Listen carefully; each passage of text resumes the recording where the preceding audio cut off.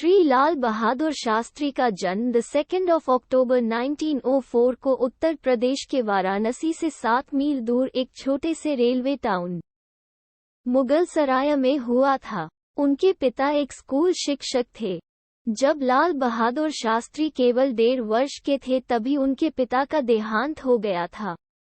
उनकी मां अपने तीनों बच्चों के साथ अपने पिता के घर जाकर बस गई। उस छोटे से शहर में लाल बहादुर की स्कूली शिक्षा कुछ खास नहीं रही, लेकिन गरीबी की मार पड़ने के बावजूद उनका बचपन पर्याप्त रूप से खुशहाल बीता। उन्हें वाराणसी में चाचा के साथ रहने के लिए भेज दिया गया था ताकि वे उच्च विद्यालय की शिक्षा प्राप्त कर सके। घर पर सब उन्हें नन्हे के नाम से पुकारते थे। वे कई मील की दूरी नंगे पांव से ही तय कर विद्यालय जाते थे। यहाँ तक कि भीषण गर्मी में जब सड़कें अत्यधिक गर्म हुआ करती थीं तब भी उन्हें ऐसे ही जाना पड़ता था। बड़े होने के साथ ही लाल बहादुर शास्त्री विदेशी दासता से आज़ादी के लिए देश के संघर्ष में अधिक रुचि रखने लगे।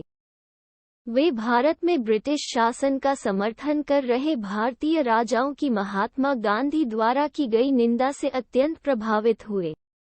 लाल बहादुर शास्त्री जब केवल 11 वर्ष के थे तब से ही उन्होंने राष्ट्रीय स्तर पर कुछ करने का मन बना लिया था। गांधी जी ने असहयोग आंदोलन में शामिल होने के लिए अपने देशवासियों से आह्वान किया था।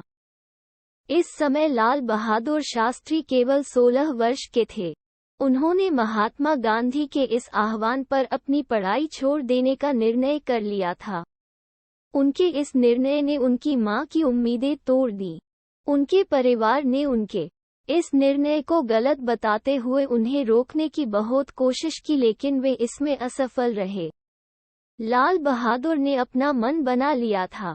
उनके सभी करीबी लोगों को ये पता था कि एक बार मन बना लेने के बाद वे अपना निर्णय कभी नहीं बदलेंगे, क्योंकि बाहर से विनम्र दिखने वाले लाल बहादुर अंदर से चट्टान की तरह दृढ़ हैं। लाल बहादुर शास्त्री ब्रिटिश शासन की अवज्ञा में स्थापित किए गए कई राष्ट्रीय संस्थानों में से एक वाराणसी के काशी विद्यापीठ में शामिल हुए।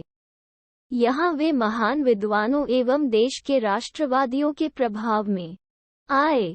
विद्यापीठ द्वारा उन्हें प्रदत्त स्नातक की डिग्री का नाम शास्त्री था, लेकिन लोगों के दिमाग में यह उनके नाम के एक भाग के रूप में बस गया।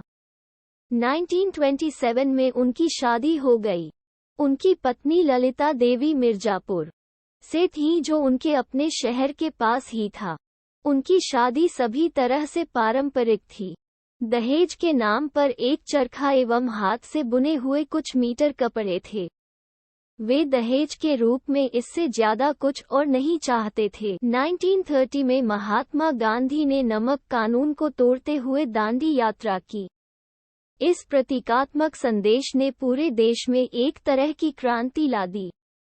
लाल बहादुर शास्त्री विह्वल ऊर्जा के साथ स्वतंत्रता के इस संघर्ष में शामिल हो गए। उन्होंने कई विद्रोही अभियानों का नेतृत्व किया एवं कुल 7 वर्षों तक ब्रिटिश जेलों में रहे।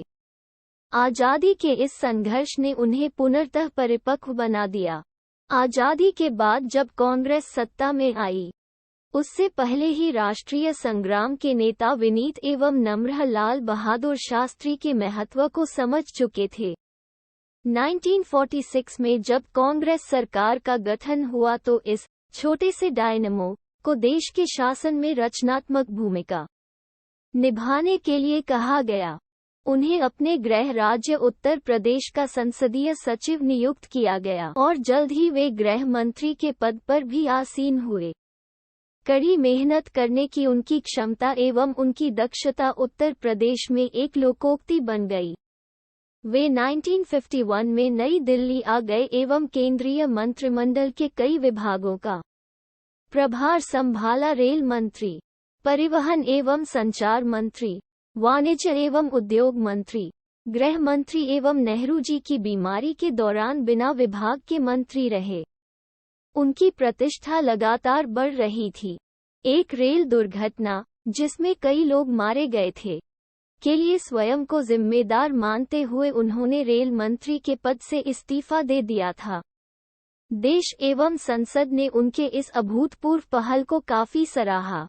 तत्कालीन प्रधानमंत्री पंडित नेहरू ने इस घटना पर संसद में बोलते हुए लाल बहादुर शास्त्री की ईमानदारी एवं उच्च आदर्शों की काफी तारीफ की। उन्होंने कहा कि उन्होंने लाल बहादुर शास्त्री का इस्तीफा इसलिए नहीं स्वीकार किया है कि जो कुछ हुआ वे इसके लिए जिम्मेदार है, बल्कि इसलिए स्वीकार किया है क्योंकि इससे संवैधानिक मर्यादा में एक मिसाल कायम होगी। रेल दुर्घटना पर लंबी बहस का जवाब देते हुए लाल बहादुर शास्त्री ने कहा, शायद मेरे लंबाई में छोटे होने एवं नम्र होने के कारण लोगों को लगता है कि मैं बहुत दृढ़ नहीं हो पा रहा हूं। यद्यपि शारीरिक रूप से मैं मजबूत नहीं है, लेकिन मुझे लगता है कि मैं आंतरिक रूप से इतना कमजोर भी नहीं हूं। अपने मंत्रालय के कामकाज के दौरान भी वे कांग्रेस पार्टी से संबंधित मामलों को देखते रहे एवं उसमें अपना भरपूर योगदान दिया।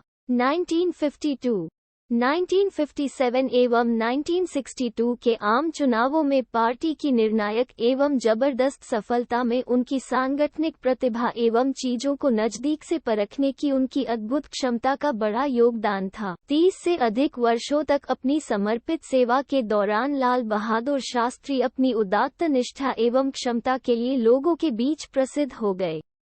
विनम्र, दृढ़, सहिष्णु एवं जबरदस्त आंतरिक शक्ति वाले शास्त्री जी लोगों के बीच ऐसे व्यक्ति बनकर उभरे जिन्होंने लोगों की भावनाओं को समझा। वे दूरदर्शी थे जो देश को प्रगति के मार्ग पर लेकर आए। लाल बहादुर शास्त्री महात्मा गांधी के राजनीतिक शिक्षाओं से अत्यंत प्रभावित थे।